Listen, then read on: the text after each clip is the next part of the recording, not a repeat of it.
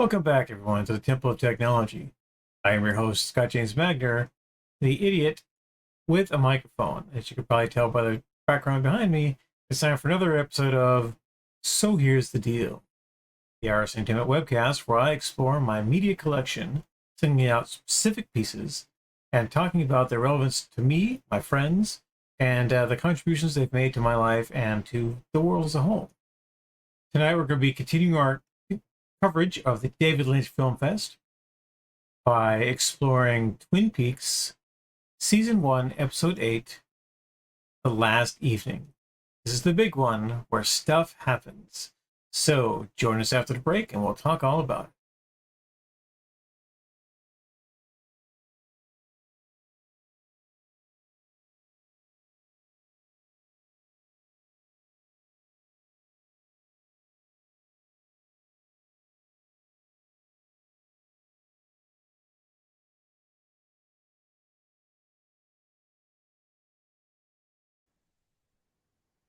Okay, coverage resumes. We're back in the collaboration room. I'm here with my co-host, McJulie. Hello, McJulie. Hello.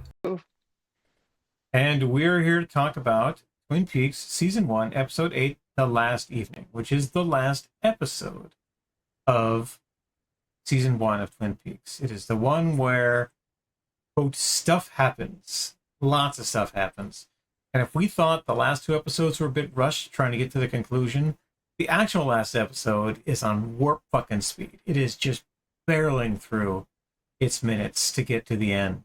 And so for bookkeeping state, we are again watching my Blu-ray copies of the Twin Peaks A to Z box set. I picked it up earlier this year to get a little better coverage for this webcast, but also because I wanted it. And it was on sale. Not a great sale, but it's still a good sale. And it replaced the Twin Peaks gold box that I had picked up 4 or 5 years ago, which in turn had replaced my Region 2 Twin Peaks Season 1 set, which had the pilot, and my Region 1 Twin Peaks set, which I had way back when, which is how I first started experiencing Twin Peaks. So I have a long history of spending more and more money on Twin Peaks, which is somewhat funny when you get to an episode like this one that I don't like that much. So I'm gonna head over here to Wikipedia. I'm gonna drop the last evening Wikipedia plot summary on us, which is for once blissfully short. This is the Mark Frost joint. Mark Frost wrote and directed this.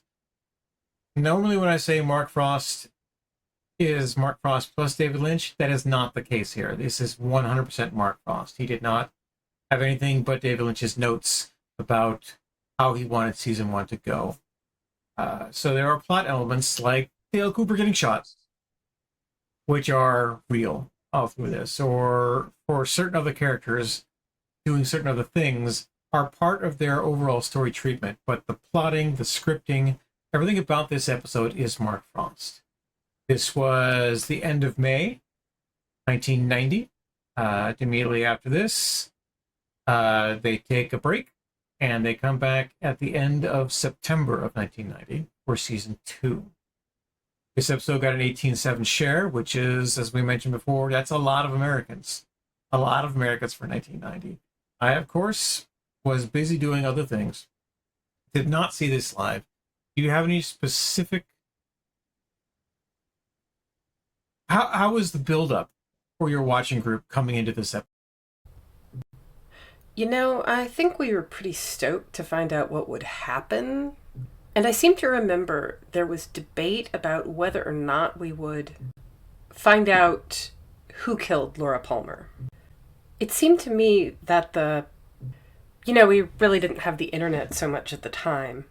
But it seems like pop culture was like, we're going to find out who did it. We're going to find out who did it. And I thought, you guys don't know David Lynch very well, do you? But I also thought, and I remember thinking this in Season 2 a lot, was that since the premise of the show is finding out who killed Laura Palmer. I didn't know why people were so convinced that season 1 was going to end with finding out who did it.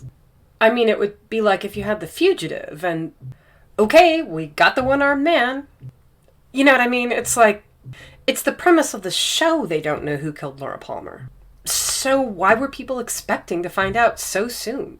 That still seems weird to me, honestly. It's weird to me, honestly. Well, David Lynch shares that sentiment. He told the studio executives in no uncertain terms, why would you want to kill the goose before it lays all the golden eggs? He was very upset that they wanted to push for in season 2, which is not where we are. We're on season 1.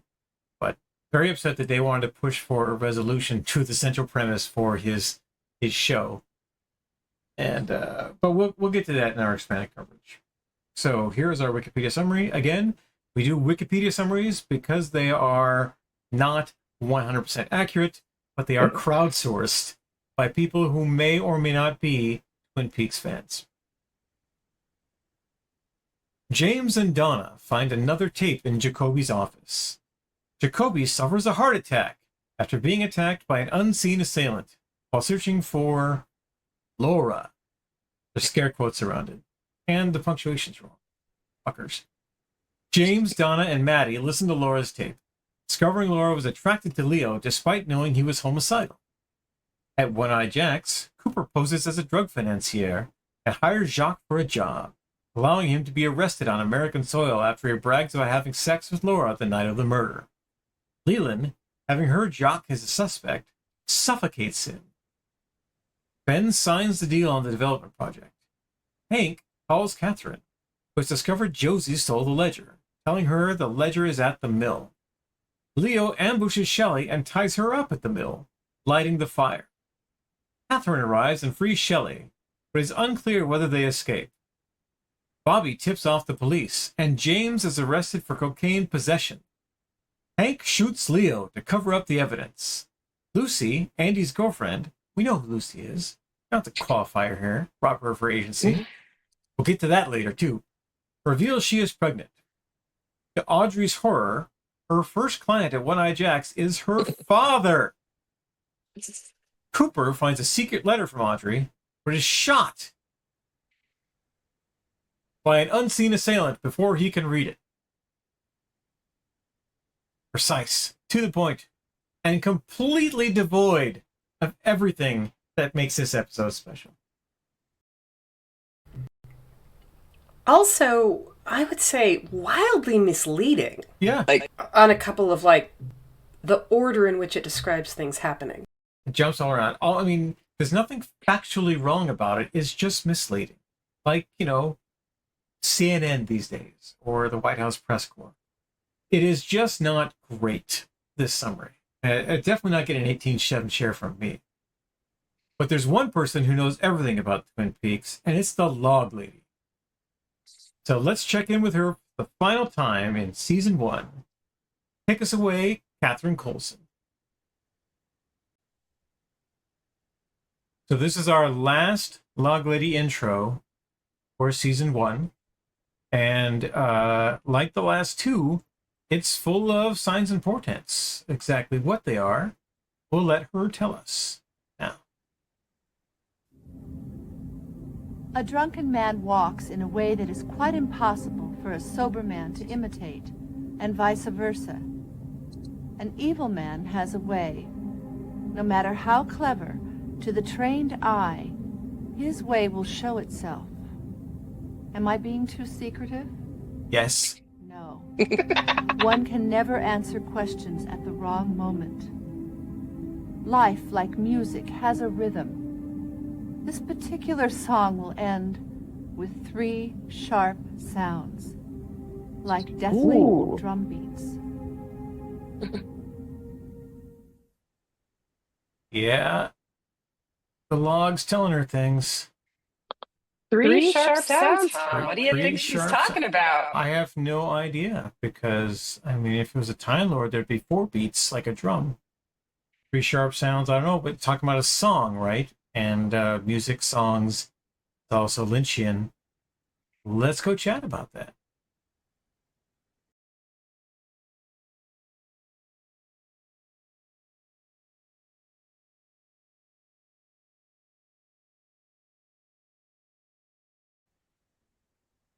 Okay, Julie, first impressions. The log lady knows something she's not telling us.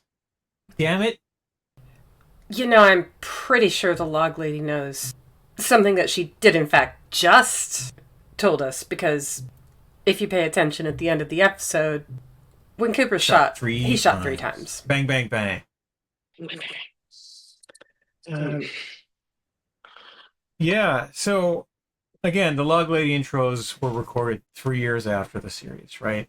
So she is telling a story. It's like she's telling a story to her kids, like How I Met Your Mother. It's How I Met Dale Cooper. Right? And they're stuck listening to her log tell them in cryptic messages everything that happened during Twin Peaks. But it's meant to be a real-time fourth wall breaking recollection. It's how they were scripted anyway. And so she's leading us on a merry chase. And I like it a lot. So when I saw this episode for the first time, I didn't know what to think. I had no idea, because I'd seen the pilot at Friend's house after having completely missed out on the Twin Peaks revelation. This is in 1998-ish. And then I had got the DVDs, and I had binged right through it and realized I needed to watch them slower. And so I slowed down, rewatched them all over again, very slow, building.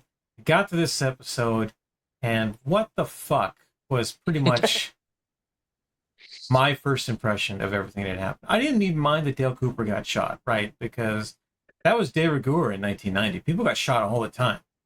Like Magnum got shot 2 or 3 times a season, always in the same shoulder. And he still got up and he went off and drove his Ferrari, which is fucking impossible when you're shot in the shoulder. But Dale Cooper got shot 3 times in the chest. And that's not something you get up and walk away from. Right? Especially since he wanted a burger. That's all he wanted. Call down for a burger. I got room service. I got to go, Andy. And Andy's trying to tell him very important things. Leo has been shot. And stuff is happening. And Andy is Dale's portal to the outside world. But he heard none of those messages. He was distracted by Audrey's letter. He's distracted by maybe or maybe not have feelings for Audrey, and then he gets shot 3 times in the chest by someone wearing gloves and dressed in black. Is it the same person who beat up Jacoby? That's what I want to know. Do we ever find out who beat up Jacoby? My recollections are fuzzy do. because my recollections of season 2 in general are fuzzy. Mainly because I didn't care for it as much as I cared for season 1, which I didn't care for as much as I cared for the pilot. It took until Firewalk with Me to really ignite my passion, because it showed me stuff that I've been wanting to see the entire time. It showed me Chris Isaac, whom I think is an amazing actor. It showed me David Bowie, very briefly. And so Firewalk with Me happened. It ignited my passions again, maybe wanted to go watch Twin Peaks again. But then I watched The Missing Pieces once I got once I got this right here. I have it right here. The Twin Peaks Firewalk with Me Criterion Collection Blu-ray has The Missing Pieces, which we'll talk about. Oh, yes, we will. But there's a whole extra movie on this disc of deleted scenes. They're cut together in a compelling narrative, and they explain almost everything that happens in season 1 of Twin Peaks, which Firewalk with Me does not do. Interesting. And 1 tells you what happened to Laura Palmer. But The Missing Pieces set up everything, including why Dale Cooper is the way he is, or why he's in Twin Peaks in the first place.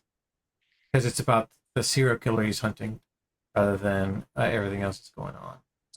The watch group, after this happened, after they watched it, what were their first impressions? Well, in general, I remember people reacting to it the way you'd react to a cliffhanger. Like, Yeah. oh no, Dale Palmer's been shot. Dale Cooper has been shot. Palmer.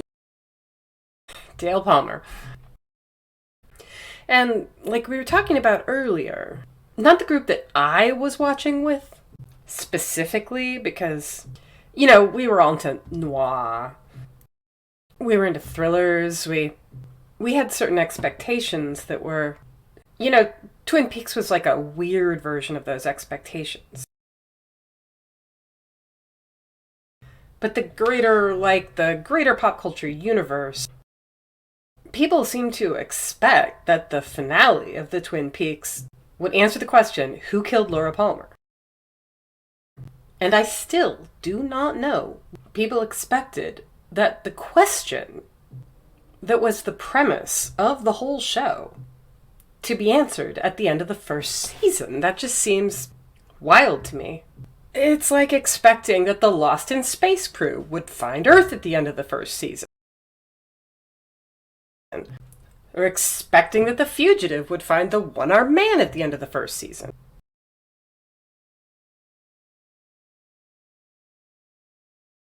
Or that, you know, Dr. Banner will figure out how to control the Incredible Hulk at the end of the first season. Clearly. It made me sad, because the music is playing in my head now. The Lonely Man is playing. All right. But you're right. I mean, even a time frame specific reference, if Dr. Beckett never leaves home, right? That's the thing, that the series doesn't end well for Sam Beckett, but most episodes don't end well for Sam Beckett either. And that was the joy, the part of it was everyone says, okay, well, this is our lives. We're doing this. So David Lynch's wish, as I talked about in our overview, was that he would never tell you who killed Laura Palmer. Ever. It wasn't important. The town of Twin Peaks is important. The show is called Twin Peaks. It's not called The Death of Laura Palmer. Yeah. Although I will say this. If the show had played out for 3 seasons, 4 seasons, however long it could have kept going, I probably would have been disappointed if the finale of the series didn't tell us who killed Laura Palmer.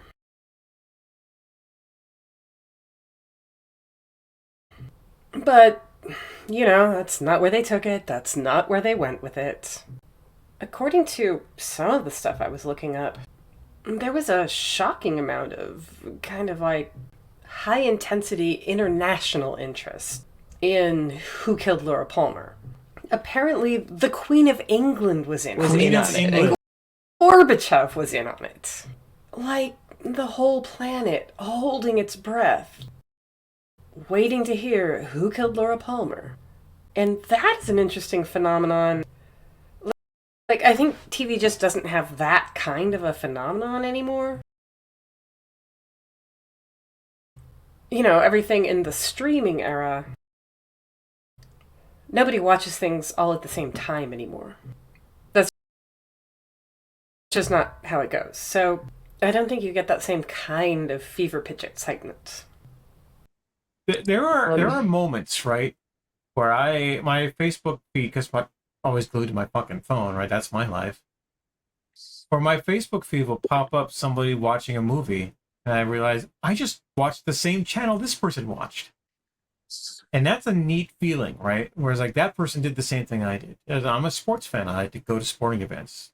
Not that now there's a plague on, but before the plague, in the before times, I loved going to baseball games and being surrounded by 60,000 people who were all shouting the same things I was shouting and wanting the same things I was wanting. Going to a hockey game where everyone jumps up and pounds their feet. Those things are amazing. They're great. I tell a story sometimes about first U2 concert I went to, was down in Portland. Mm. And it was for the it was for the 2000s-ish one. Although You Can't Leave Behind is what it was. And I hadn't heard the album. I had heard a lot of other U2 albums. And my friend had tickets. I said, yeah, of course I'll go to this concert. Why wouldn't I do that? We were down on the floor. I was touching the stage, way down there in the pit, right? And bottle sweat on me. I kid you not. He went boom like this. Bono sweat hit my face. I was losing my mind. And when the guitar goes off for Elevation, my heart stopped, and then it started beating again with 30,000 other hearts down in the Rose Garden in Portland, and we all jumped at the same time. And I was singing the song. I did not know the song. I had never heard the song before in my life, but I was part of that gestalt. And as Julie points out, that was what watching television was like before the internet. If you didn't watch something on TV, the odds are high that you would never watch it. VCRs weren't everywhere. They weren't a thing. And so unless you had a way to get a literal film strip of a show, because that's how things were done. They were broadcast, they were filmed, broadcast onto a screen, and then videotaped and sent to the internet and to the world that way. If you didn't have that, you didn't watch that. One time I was at a convention, and we was Saturday night. We're all at a gaming convention in Spokane, Washington. And I turned around and says, "Who's at home recording Star Trek?" And no one could answer the question. I set the did I set the thing? Who's watching Star Trek right now? None of us were watching Star Trek, and that was a problem because we watched Star Trek. It was a thing that we did. So I missed watching Twin Peaks live, as we've mentioned many times, but I don't miss that feeling of having to watch things immediately, because here in our internet obsessed world, if you don't watch something within the first 2 days, the internet's going to spoil it for you anyway. They'll tell you everything about it, whether you want it or not. You have to just turn off the internet, which is impossible. On your phone, it's in your emails, it's just people talking next to you in the line at Starbucks. They're just going to spoil it for you if you don't just sit down and watch it. So we're going to spoil a lot about this episode. We are in our expanded coverage. The statute of limitations has worn out. It's 35 years old, kids.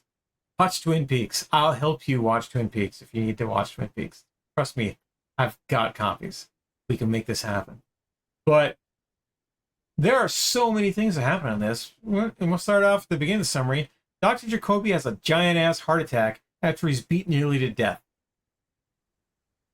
Couldn't happen to a nicer guy. What a creep. And I don't believe he deserved to be beat half to death and then have a heart attack. But I don't care all that much, right? My first person through is like, oh, well, all right. So he's out of the show? Great. One less person to keep track of. You know, James has been arrested? Great. That's a problem I don't have to deal with anymore. Leo's been shot? Awesome. Jock has been smothered with a pillow? Great. Bad for Leland Palmer. Or is it? Because Leland Palmer got revenge, he thinks, on the person he thinks killed Laura Palmer. Smothered a fat man with a pillow. And there's so much crazy stuff going on in this episode. And it all just drives home to that escalating, what could possibly happen next. Dale Cooper takes 3 in the chest from a mystery assailant wearing gloves. Now, Julie and I know who that person is, and we'll bring up who that person is when we get to Twin Peaks Season 2, Episode 1. But there's just stuff going on all the way through this. I couldn't believe that Leo was going to get shot. That was great for me. That was awesome. That he got justice for beating the shit out of his wife, but only after he ties his wife up in a mill and sets it on fire for the crime of cheating on him. But wait, you had sex with Laura Palmer, tortured her, and beat her half to death the night before she died. Or rather, the night she died. I'm pretty High sure. ground, Leo. Where's your moral high ground? You don't have any. Yeah. You know, he says you broke my heart.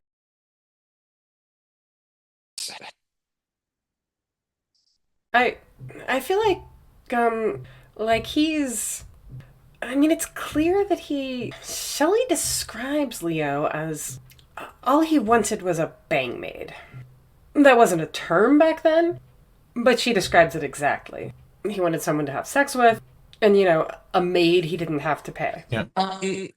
So when he says that about "you broke my heart," I honestly believe that in Leo's twisted mind, it's not that he's mad at her for cheating so much as he's mad at her for having found somebody who's willing to cheat with her. I think that is what's really driving his anger. Obviously, it's not rage over infidelity. He sleeps around. I think that he, in his mind, Shelley needs him. He is like, who are you going to find? Because that is classic abuser behavior. And so I think that that's what he's really mad about, is that, she doesn't need him. She's going to leave him for Bobby. Bobby also sucks, but from Leo's perspective, it's because he's mad that she has options. Yeah. But also, he's a long haul trucker. I mean, the chances of him being faithful in any universe are zero. Absolutely zero. Yeah. I mean, she met him at a roadhouse while she was on the run from Bobby, who was cheating on her with Laura. everybody is either everybody who is sleeping with anybody is sleeping with like 3 people, except for and Sheriff Truman, who appears Yes. to actually be in love with Josie Packard, who may or may not be sleeping with Hank, or have slept with Hank in the past, or have had done something completely awful to her husband, which is brought up for the first time in this episode. yes, Right? That's the big thing we have been building up towards and not talking about in the few episodes over here, is like the chance that she hired Hank to kill her husband has gone to 90+%. To get control of the mill, which she didn't even want. And that's the thing that bothers me a lot. It's like, she didn't even want the mill. Why was she married to Andrew Packard in the first place? there's also something weird about Josie's scheming, is because I feel like other schemers in this show, when they're trying to be innocent, they will put an innocent face on. But then when they're scheming, you can see them scheming, like they're, ah, ha, ha, here I am scheming. When Josie is seen scheming, she always seems afraid. Her body Yeah. language is that she is afraid, even when, so like when Hank comes after her demanding more money, her body language isn't, fuck you. You get what I give you. Her body language is, it's like this. She's scared. She acts scared. And I find that an intriguing choice, because I think it's probably meaningful, but it is an interesting it's an interesting dynamic. Also, that scene with Hank, do you notice how he's framed to have the antlers Yep. right behind his head? Yeah, in a world full of imagery, that is always intentional. Yeah. So the question is he meant to be the devil, or is he meant to be a cuckold, or is it just both? It can be 2 things. Yeah, I think he's cuckolded, for sure. Just pointing that out, as like, the guy he has some clue, because he found out about Ed, and Shelley let it slip. Or he found out that Ed's been helping Norma. Helping. Right. Stooping, maybe, but helping all the way around in ways that, helping her get it off. I mean, come on. Yeah, why not? That's Sounds helping. great. I mean, because again, Ed cheated on Norma with Nadine, so she hooked up with Hank. And Sheriff Truman. If Sheriff Truman is cheating on somebody with somebody, I would just destroy everything that is left good and right in the world. I mean, I suppose Hawk is faithful to his girlfriend. Right? We never meet. Whom we never meet. She's from Canada. You don't know her. I know. I mean, it would be kind of cool if the reason that's going on is because Hawk is gay and it was the 90s and people Oh still God, that weren't would be open about awesome. that. That would be so Oh, awesome. headcanon. I never even The- considered that because, well, fuck it. I was closeted in the 90s. Everybody was closeted in the 90s, except for very brave people. So that would be amazing. We have representation. It's not true, but it'd be awesome that was there. You know, it Because doesn't when we violate finally anything get we gay people learned. in this in Twin Peaks, it's David Duchovny in a dress.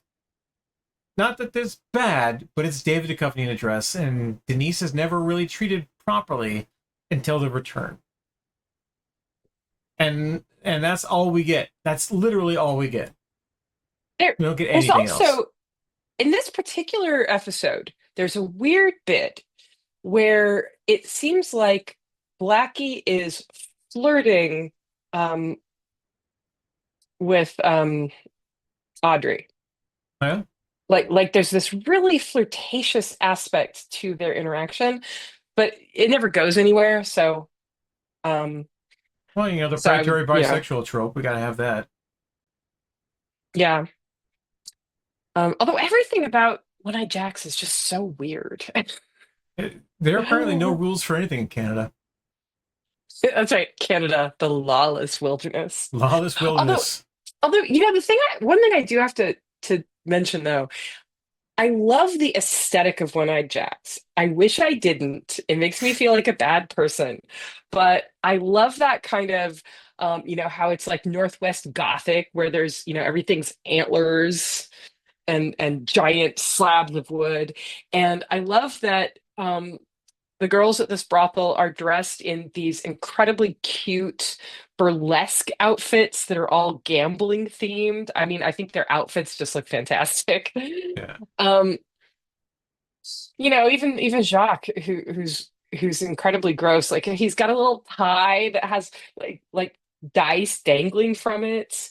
It's actually so cute. And of course, Dale Cooper shows up looking like James Bond. And then when he and Jacques talk, they're in front of like water that's bubbling, like it's a good aquarium with no fish. I don't know. I watched it like 3 times. I kept going back and it's like, what is that? And I couldn't figure it out. Speaking of other things I couldn't figure out, I've never known what is up with Shelley and Leo's house. Like it seems to be under. Yeah, he's supposed to be fixing it, and he never pays contractors, and so it's just always under construction. It's always got something going on. Shelley can't do it herself. He doesn't leave her any money, and so things only happen when Leo comes home. Yeah, so apparently, we see her washing her hair in the kitchen sink, which Yeah. to me implies they don't have a shower. And it's never called attention to, but I feel like that's a really interesting. It's part of what makes the world of Twin Peaks feel kind of complete, I guess. It's got all these thought was put into what we're seeing on the screen. Like the interiors are not generic. I mean, David Lynch spent a lot of time in Spokane and Missoula, Montana, right? And those are places where pipes freeze. So sometimes your pipes freeze and you don't have water. I used to boil snow on my stovetop so that we would have water to eat and bathe in. Right? That's just a thing that we did in that part of the country.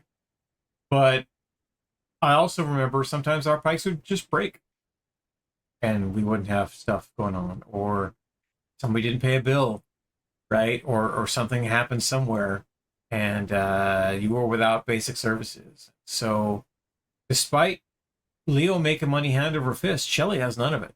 I blame her not one bit for wanting anything other than Leo. But Bobby doesn't have a fucking job. In fact, he gets all of his money from Leo. And he owes Leo money, $5,000 at the moment. So There's no way that relationship is going well, or ever. Assuming she lives. Spoiler, we already talked about her being in the return, but yeah, Shelley and Catherine are gonna burn to death in the mill.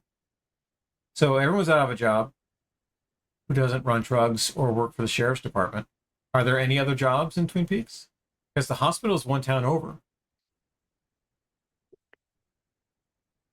I mean, Horn's department store, I guess, has people. Yeah, that's actually one of the things. We might have talked about this in an earlier episode, but Twin Peaks is somewhat inconsistently written as either a modestly sized town of maybe 50,000 people, or as the tiniest little podunk town of like 5,000 people. Yeah. And if you've traveled around in rural Eastern Washington, where this is supposed to be set, um Twin Peaks most of the time feels more like one of the smaller towns, but every once in a while, it like when we see Horn's department store, it feels a little bit more like a bigger city. Yeah, that thing's got 3 stories and storerooms and an escalator and a perfume counter, right? There are not that many single ladies in this town that they can stock a perfume counter like that. So that's all Ben's gambling money and drug money and various other illicit deals. So it's no surprise to me that he wants to burn the mill down and sell the land to the Icelanders, because the mill is clearly not making any money. He's seen the books. He's written new books to replace those books, and decided that the best way to make any money off the deal is to kill his partner, Catherine. And then that means that things aren't going to go well for Josie either, because he's already demonstrated willingness to kill the person who owned the mill, kill the person who runs the mill, kill. And, it's bad news. Ben Horn is a bad guy. He is not nice. And since he, specifically has I bet there was another coin toss out on the floor of One Eye Jack's, right? And Jerry lost again, which means he probably cheats at flipping coins too, because he always wins and always gets to deflock virgins or first-time prostitutes. Oh, speaking of that, of coin flips, winning every time, did you notice that Dale Cooper is counting cards? Oh yeah, can you count to 10, Ed? Yeah, I just think that that was a really interesting detail, because at the time, I personally didn't know that much about card counting, so I think that the reference to card counting would have just gone whoosh right over my head. Obviously, the movie Rain Man sort of acquainted people with the concept, but then a few years later, Bringing Down the House, and some other things related to that about the MIT card counters. Yeah. He sort of became infamous for it. So anyway, retroactively, I liked them putting that little thing in. I don't remember noticing it when it was new, but it fits because Dale Cooper is supposed to be very smart and kind of anally retentive. I loved the part in the previous episode where he says, whenever I gamble with the Bureau's money, I always give them a 40% return. Right? And that's hilarious. So he doesn't expect to lose at all, ever. He says, they gave me $10,000, I'm going to give them 14. I'm not going to take a dime of it. And so now he's got all this money to hire Jacques to do stuff, cut Leo out, cut everything else out. Still angry about Bobby, about Leo, about Ben Horn, about Catherine for that matter, who went to the mill to kill somebody, just wasn't expecting to see Shelley there, right? And so she sees Shelley and says, huh. And Shelley's saying, can you get me out of here? It's like, quiet, I'm thinking. Like the mill is burning down around him, and Catherine's just got time to go, how do I kill Josie Packard if Josie Packard isn't here? I guess I'll have to go to her house. And then, at the mill. Oops. So she hadn't been so self-centered and selfish, she and Shelley could have got out. But instead, she had to think and monologue in a way that we didn't even get to hear. All right. Catherine is one of the more entertaining evil characters, I think, because I don't know, I always find her funny. Uh, in a way, I don't know, Ben Horn isn't always funny. Jerry Horn is funny. Ben Horn isn't always funny. I mean, Piper Laurie's an but- amazing actress. So she's got something to sink her teeth into, and despite other things that happen in the series, which I won't go, we won't spoil season 2. We're going to try really hard not to spoil season 2. Dale Cooper lives. I'll spoil that. All right. Dale Cooper's in every episode of season 2. Leland Palmer's in a bunch of episodes of season 2, right? Kelly's in a bunch of episodes of season 2. Bobby is too. Damn it. So is Leo. There are things about this episode that are ultimately meaningless. There are things that aren't. Dale Cooper took 3 to the chest. That's not something you get up and walk off. Unless you're Dale Cooper. And Lucy Moran drops a bomb. Drops a huge bomb. I'm pregnant. And Andy just kind of stunned and walking around, right? Because clearly Andy knows he's had sex with Lucy. And now he knows kind of why she's angry with him. But at the same time, I got to go do my job. I'm the only sheriff's deputy with a name. Because Hawk's name is Tommy. Yeah. But they never call him Tommy. They call him Hawk.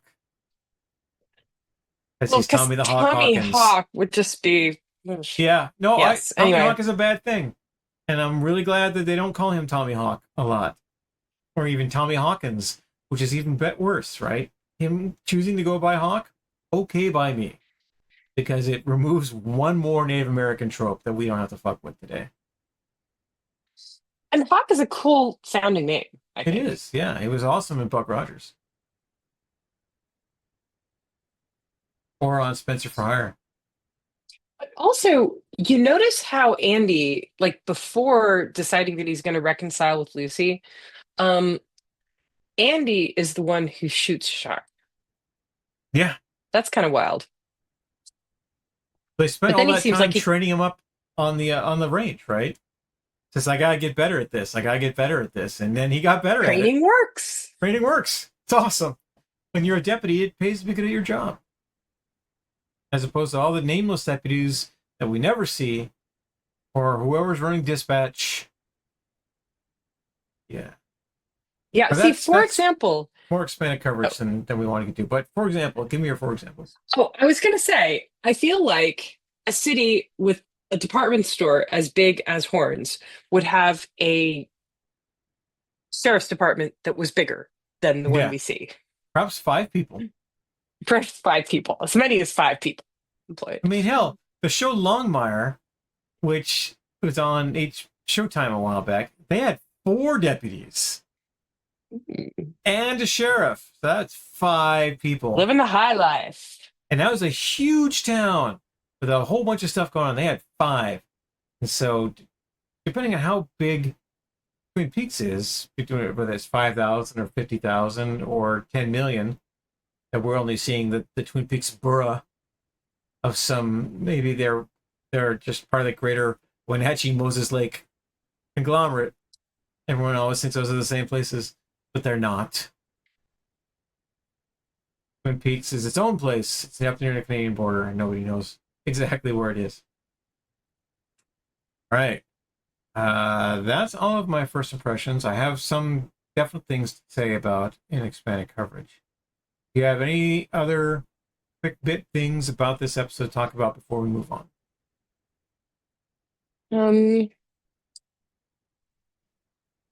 I know you took notes. So I did take notes. Let's see. Anything else? Oh, the very beginning, when we get Donna and James, kid detectives.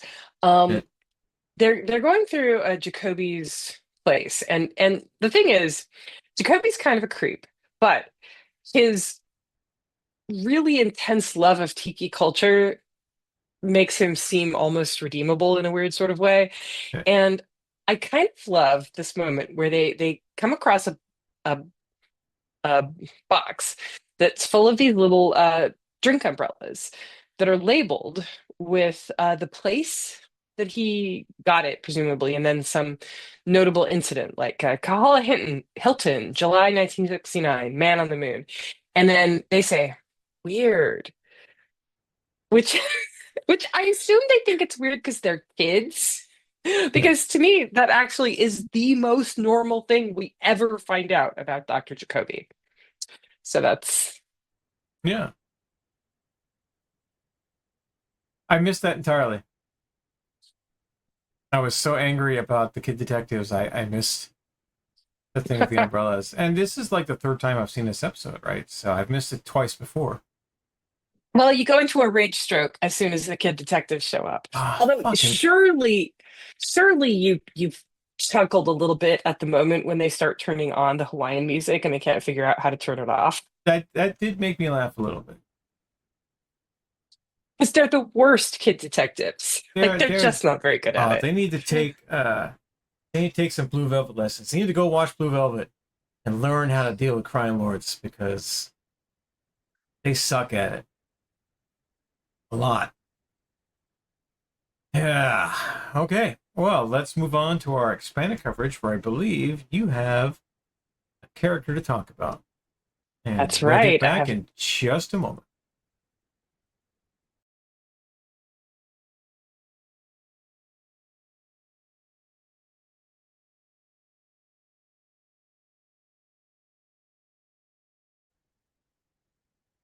All right, welcome back for expanded coverage, where we talk about the greater universe of Twin Peaks, the mythology of stuff, especially the media. So this is the part where we talk about television tropes. There's going to be a lot of them because this is a season ender, which means that shit has to happen, and it has to happen according to a formula. But also we'll talk about Lynchian tropes and what things that happen in this episode will mean for Twin Peaks as a whole. I did not prepare a character summary for this week because I hate everybody except for Dale Cooper and Sheriff Truman. And I know what happens in season 2 to these guys, so spoilers, they live.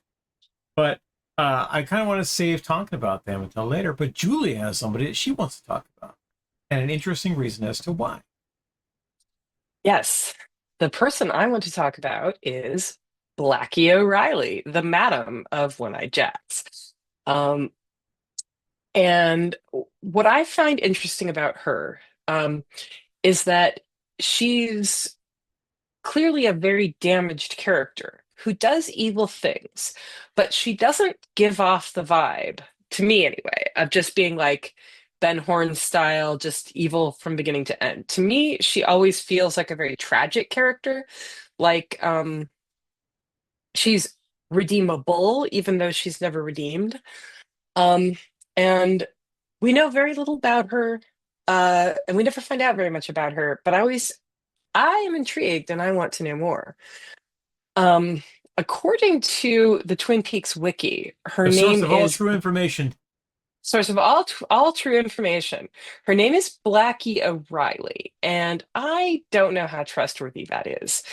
I also got interested in this character and looked for some Twin Peaks specific podcasts where they talk about her.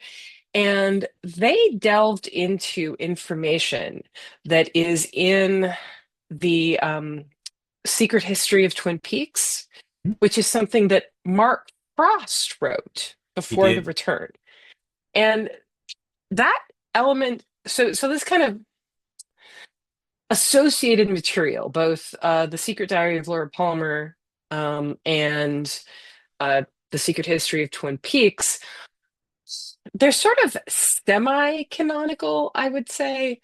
But apparently this book, which I have not actually read, although I did read The Secret Diary of Laura Palmer back approximately when it was published. It was floating around the living room in the house where we used to get, because one of the guys who lived there was like a super duper Twin Peaks fan. Like he had copies of the Wrapped in Plastic fan magazine, and he had the Secret Diary of Laura Palmer. Um, he had all that kind of stuff. And so do remember that we would occasionally know trivia that came from those sources while we were watching the show. Um, but anyway, so apparently her tragic backstory is delved into a little bit more. And what I found intriguing about this particular podcast is that it was very clear that the people doing the podcast had a similar reaction to Blackie that I did, which is they know she's never redeemed, but they really wanted to redeem her. Like they'd say, well, I'm not excusing, they'd say things like, well, I'm not excusing anything she did, but she has a very tragic backstory, and she seems very disturbed and broken by everything that's happened to her, and that kind of thing. So I think that she's an interesting character because she's exactly the kind of character who, in some dramas of this type, some noirish dramas of this type, she would get redeemed and start fighting on the side of good. Yeah, Sam Spade That's something picked her right up. Yeah. And there's a couple of things that happen in this specific episode that I think are very interesting, like Blackie tidbits, I guess. In previous episode, I mentioned how much I love the line where Dale Cooper in costume, basically as James Bond, says to her, I like your style, and she says, most do. Most do. I love that little bit. And in this episode, when Audrey has been dressed up in her little one-eyed Jack's outfit, she comes in to sort of be inspected by Blackie. Blackie is doing a tarot card reading, apparently. We never actually see what all the cards are. It's just it's quite apparent that she's doing tarot cards and not playing cards, although she pulls out a deck of playing cards later. Not very much later, actually, just like a couple minutes later, she pulls out a deck of regular cards, smooshes them on the table, and then says to Audrey, like, pick a card. And that whole bit plays out with this kind of seductive vibe between the two of them. And we were talking about this earlier. Twin Peaks does not have any canonical queerness except until we get to season 2, and even then it's not very much. But there's definitely an extremely and kind of uncharacteristic flirtatious vibe between the two of them. So I guess conclusion, Blackie's a character who I know is evil. I like her style. Most do. And I really wish she got redeemed. Like that's in my alternative canon, the same one where Hawk is gay. Blackie gets redeemed. Yeah. Well, that would be nice. I mean, in an alternate world, he becomes Annie. Right? We don't get Annie Blackburn, we get Blackie as somebody that Cooper can hook up with and whatnot. But at that same time, name similarity is interesting. Yeah, right? At the same time, his not rejection of Audrey is specifically on the reason that as an FBI agent, I have to adhere to a certain moral code. And so I don't think Dale Cooper would have any problem at all with sleeping with Blackie. I think he'd have a serious problem with dating her. And that's what he's actually saying to Audrey. I can't date you. I can't date you. Right? And also, I can't sleep with you because you're in high school. But I can't date you. And that's his tragic flaw in many ways, is that he is too nice. He has these codes and these morals that nobody else is following. Like, Albert's a piece of crap. I love Albert. But why is that guy a civil servant? He hates humans. He doesn't like people. He doesn't like law enforcement. He likes doing science with, power drills in people's heads. Like, wow, that guy needs to be locked up. That is a serial killer waiting to happen. I mean, it's possible that he has a tragic backstory too that we never even get hinted at. No, we never hear about. Yeah. With Blackie, we at least get a little bit of backstory on what her tragic story is. Like she later implies that Ben Horn, oh my God, that guy's a piece of shit, got her addicted to heroin, and that's how he got her into the brothel lifestyle. So many crimes can be laid at that guy's feet. I mean, really, why did anybody ever shoot Ben Horn in the head? Well, he does go slightly mad. That's true, but because this is a section where mild spoilers are possible. Yes, he does go slightly mad. He does, but it doesn't feel like him going mad doesn't feel like just desserts on his case. It feels more like it's torturing everyone around him yet again. Like he's gone mad so that he doesn't have to clean up any of the messes he made. Yeah.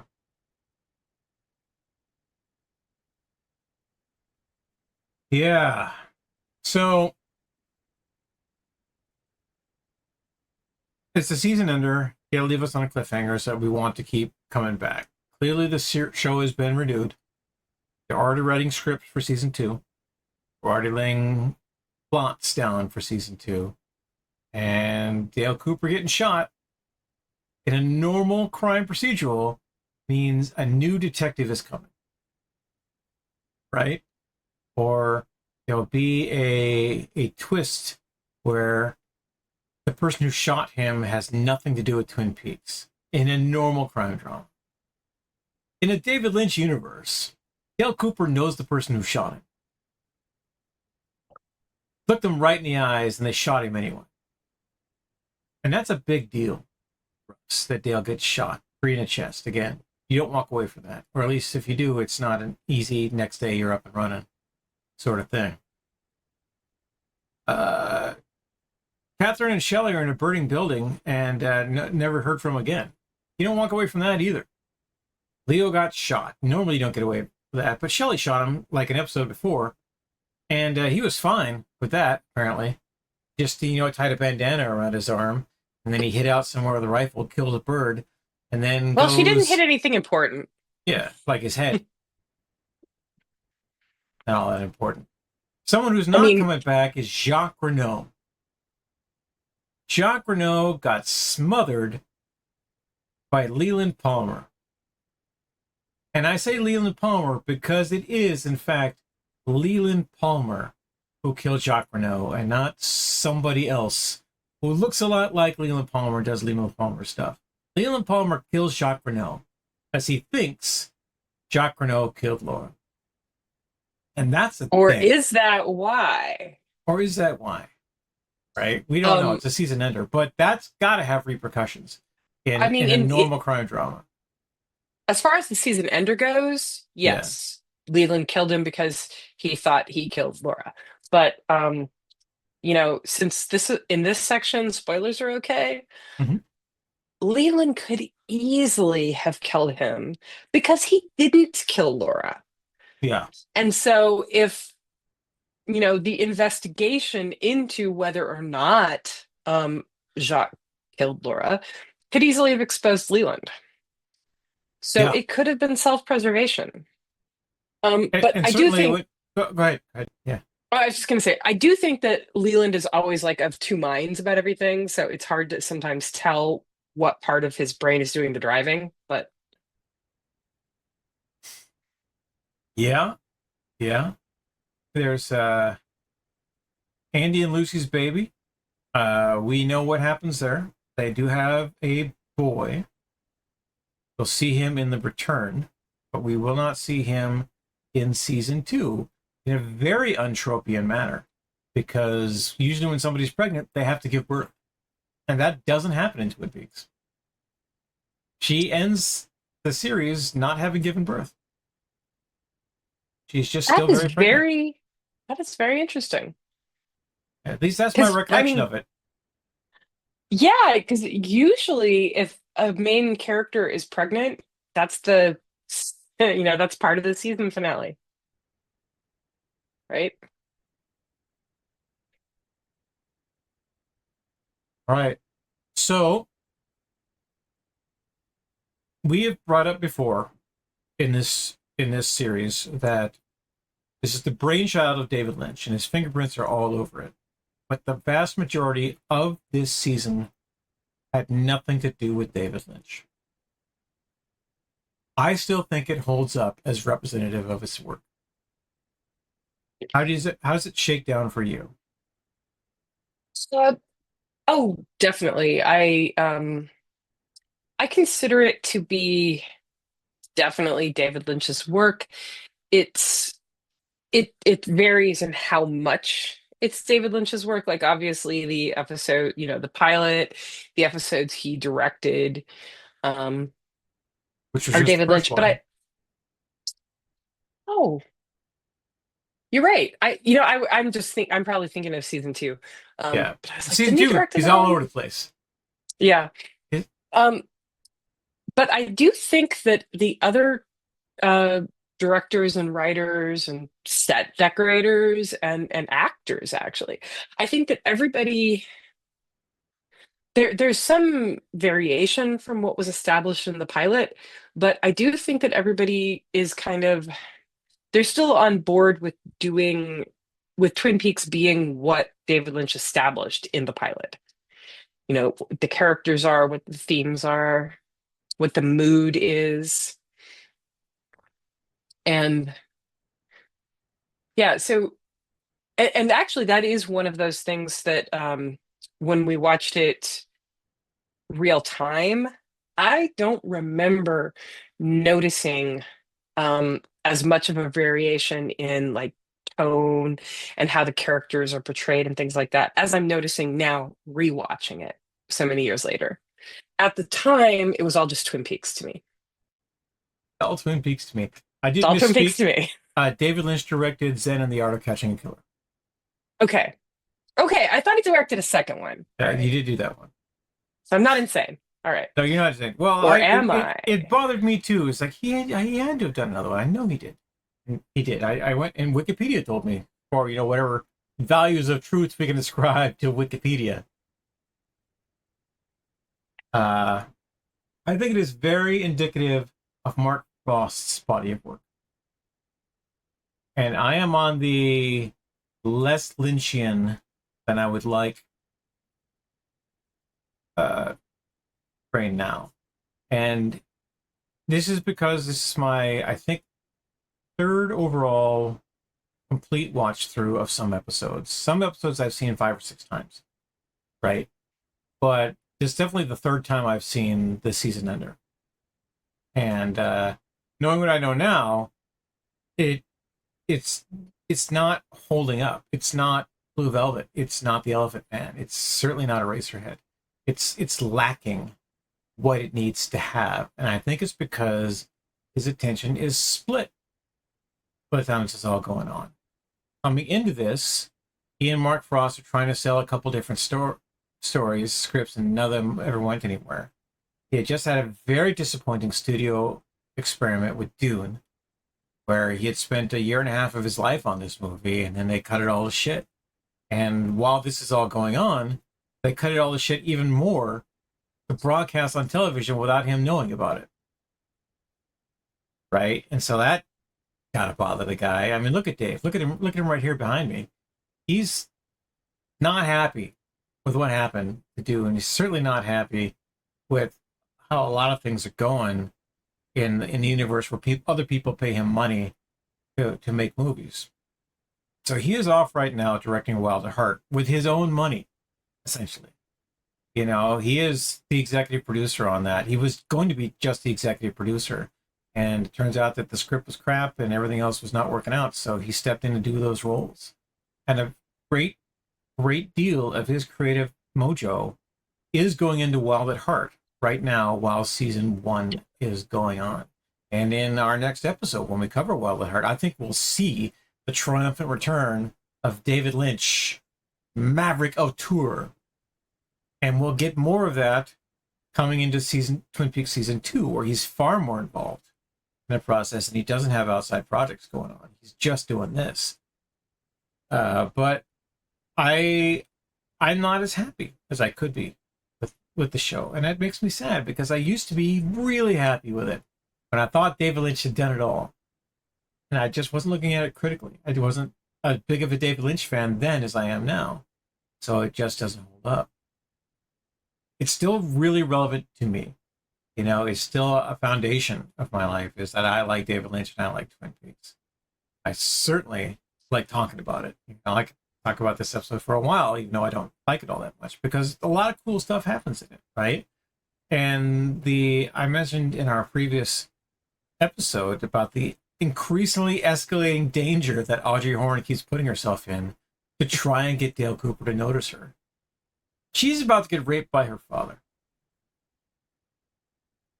hypothetically speaking. And the fear on her face is real, right? We don't know how she's going to get out of that based on viewing this episode. Having viewed the next episode, I know exactly how she gets out. But, spoilers, Ben Horne does not become Leland Palmer. He becomes an entirely other crazed father of a teenage girl in Twin Peaks. Dr. Hayward is the only one with rational daughters. He has 3, by the way, one of whom you haven't seen yet. One who got her bicycle stolen, Donna, and then they have a 3rd daughter who's not talked about that much in season 1, but is a big part of season 2. With that in mind, how do our Lynchian tropes stack up? Because there aren't, specifically for episode 8, right? But this will also be our coda to season 1. And as a whole, I think our Lynchian tropes are in display all across season 1. But in episode 8, they're almost there. They're Frostian tropes. They're pale moonlit reflections of what David Lynch would have done. And it's still a reflection. It's still pretty good. Just not here. It's at eye level. It's not over here. It's not over my head. Yeah, I think you're right that the Lynchian tropes are a little thin on the ground in this episode. I think most of the Lynchian tropes that we see are ones that are just basically still holdovers from earlier in the season. Like even some of the things like the mysticism, the something crazy in the woods, the music, the use of the music, almost all of them are a little bit kind of not there. Muted, as it were.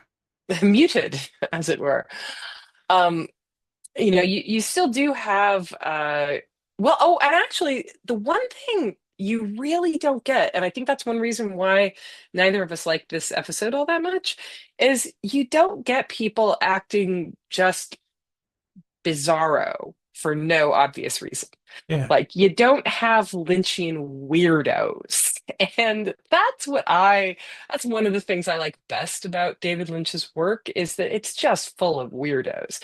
And I realized that even some of the characters, like for example, Audrey or Dale Cooper, are both gorgeous actors who are very compelling, very charismatic.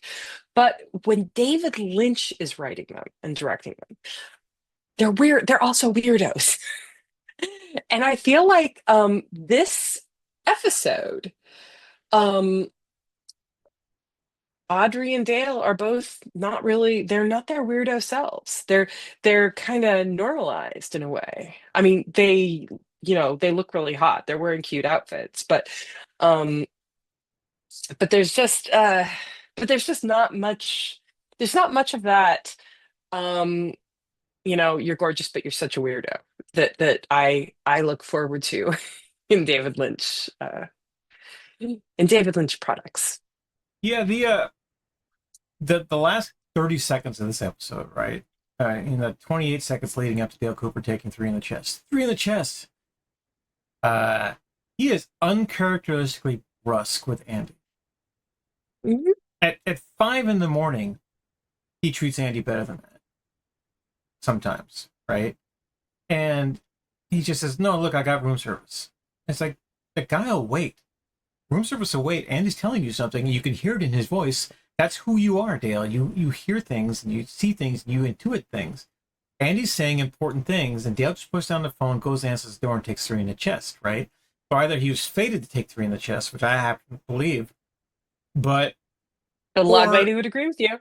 Yeah. Or Mark Frost missed a memo about how that scene was supposed to break out. Or Colin McLaughlin put the phone down too fast, right? And maybe he was just saying, hold on, Andy, hold on. Like the knocking gets more insistent. And said, hold on, Andy, I got to take care of this, right? But he just blows Andy off, and that's not Dale Cooper. That's not Dale Cooper. It's certainly Albert Rosenfeld. It may or may not be Sheriff Truman, because he's done that before to Andy.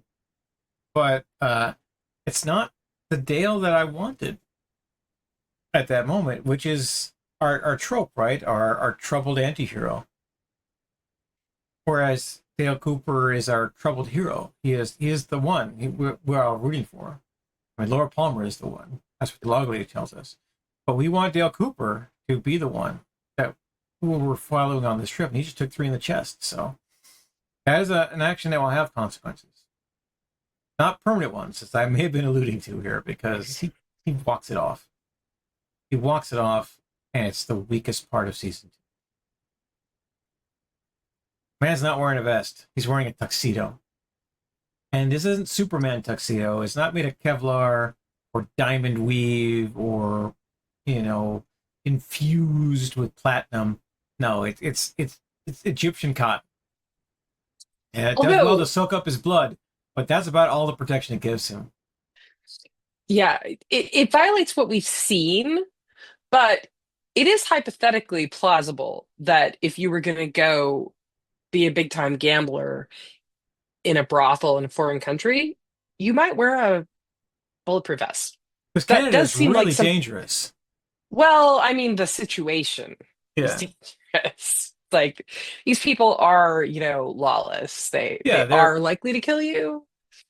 Drug dealers and exactly, and people of the night who may or may not have committed a few murders.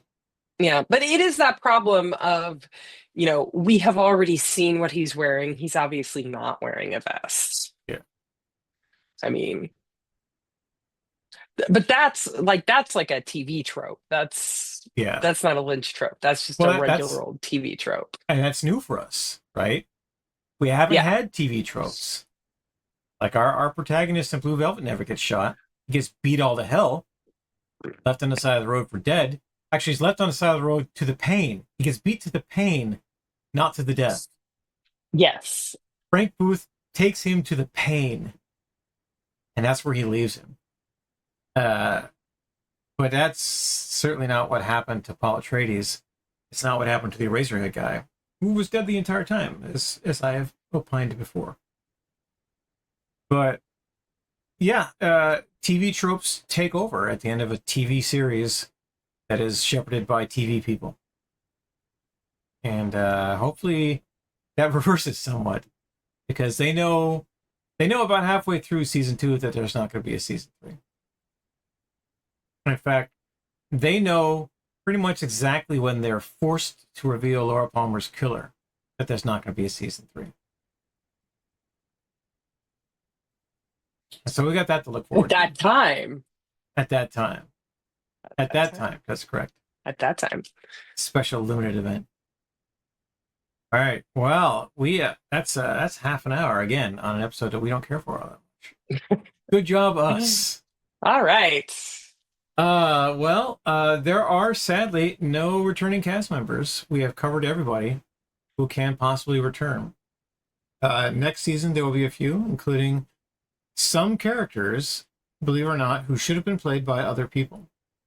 And I'll be happy to dig into those when we get to season 2. Cover Lynchian tropes, So it's time to move on to our final thoughts for both episode 8, The Last Evening, and for Twin Peaks Season 1.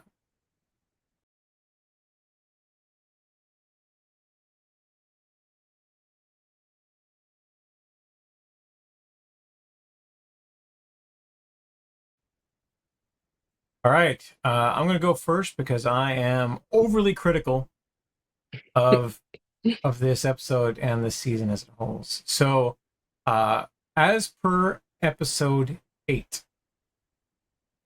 it's too short. A lot of stuff happens in episode 8 that isn't properly built and isn't properly explained. And as my comments for episodes 6 and 7 as a whole, that they were too long, it should have been compressed into one. I believe that some of that content from episode 7 belonged here in episode 8, and there should have been episode 9. It should have been longer, or at least a double-sized season finale. And so, because of the way these were plotted, and because of the rotating cast of writers and directors, I think we're missing something really awesome in the end of in episode 8 and in the end of season 1. And my big thought for the end of season 1 is it's not enough. And it's an unfair comparison. It's a very unfair comparison by 54-year-old me that 20-year-old me would never have had an issue with whatsoever. 20-year-old me would have loved the shit out of this show if he had seen it, if he wasn't busy doing other things. But it's not enough. It's not good enough. It's not good enough television. It's a great genre thing. And I say this because I consider Twin Peaks to be a 30-episode thing, not an 8-episode thing and a 22-episode thing. The seasons, both seasons together, to me, are what Twin Peaks is. And viewed through that lens, these first 8 are just warm-up. They're prelude. They're prologue to the meat of the story that happens in Act 2 and 3 of Twin Peaks, which is Season 2. At the same time, The Return rehashes a lot of that same material in case you missed it, which is kind of sad because they need to do more picking up and less cleaning up. And clean up on Isle Twin Peaks is what we're left with after season 1. Julie. Okay. All of your critiques are valid. And all of the things we've talked about, like the pacing's off, the characters are off, the Lynchian tropes are kind of missing. But I will say this. Back in the day when we were watching it new, live, I didn't have any of those objections. These objections are things that come out as, you watch it over and over, as you revisit it with a critical eye. At the time it was new, it was effective. It did the job. I was hyped. We were all hyped for season 2. So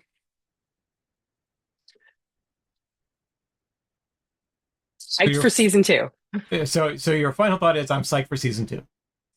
Yes. I also am That's psyched my for season final 2. thought. I am looking forward to watching it. I had to stop myself from watching the next episode. Right? So much so that I had to not watch episode 8 a second time this week because I really wanted to watch the next episode a lot. I had to go watch a bunch of other things and do a bunch of other things to not watch Twin Peaks, which is a shame because I really do want to watch Twin Peaks. I enjoy it. I even enjoy episodes like this one that I don't like all that much. But I am psyched for season 2 and for the continuing coverage of our Dave Lynch Film Fest. And I have touched a lot of my Criterion Collection discs this week. And I'm staring at Mulholland Drive, and I'm staring at Lost Highway, and I'm staring at Inland Empire, and I really want to get to those too. Because I think David Lynch's feature films take his art further than his television work does. And he's only done 3 television shows. He did Twin Peaks, all the different versions. He did one called On the Air, which we'll cover eventually, and he did one called The Hotel Room for HBO. And other than that, he's a feature film and short film director. And that's where he shines, where he's got more creative control and more crunchy bits for us. Certainly more making of documentaries. So we've seen about all of those we're going to see on this Twin Peaks A to Z box set. All right. I've mentioned what's next. We're coming to watch Wild at Heart. Got a brand new commentary and subtitle rich rip up on the server for us from the Blu-ray. It's good stuff. Julie, where can people find you online? They can find me at gothhouse.org. And now you can find my books available on ARUS Entertainment. Oh, that's right. Julie, courtesy of my co-host. Yeah, Julie has agreed to let me host her books on arusentertainment.com. And to find more about arusentertainment.com, listen to my spiel at the end here. You can find me, Scott James Magner, here on YouTube, the Idiot with a Microphone, on Facebook. I got a Discord server. I'm easily findable on the web. If you want to talk to us, the easiest way right now is to leave a comment on this YouTube video. Also, like and subscribe so you know that when we do more episodes, So Here's the Deal, and of the David Lynch Film Fest, you're clued right into us. You can find both of us on Blue Sky, and we look forward to talking to you about one of our favorite things in the world, David Lynch and David Lynch movies. All right. That's the end of our show. Thank you very much, everyone, and we'll talk to you soon. And now for a word from our sponsor, us. Thank you for watching this video.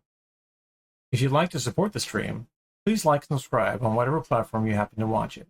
But also, consider buying some books. ARUSentertainment.com is a progressive publisher that focuses on independent authors and the stories that they tell.